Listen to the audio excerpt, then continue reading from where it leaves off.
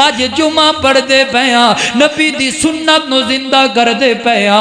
ये मेरे अल्लाह दा फजल है, ये मेरे अल्लाह दा कमाल है। इहदे अंदर मेरा कोई दखल अंदाज अल्लाह दा ही करम है ना।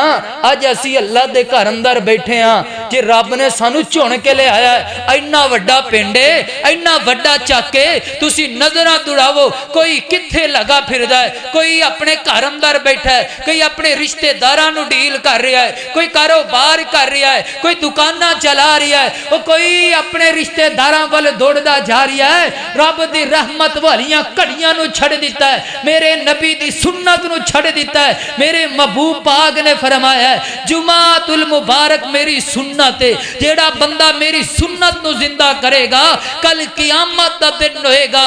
इस सुन्नत दे जरिए में उस बंदे नू अल्लाह पाक दे कोलू जन्नत ले करके दे छड्डा। ते असी रब दी सुन्नत नू सोहणे महबूब दे तरीका कार नू छड़ के असी अपने कम्मां काजां अंदर लगे फिरने हां। तुहानू रब ने चुन के ले आया है, शुक्र करो, पढ़ो अल्हम्दुलिल्लाह। मेरे रब ने अपने घर दे अंदर सानू अपना मेहमान बना छड़िया।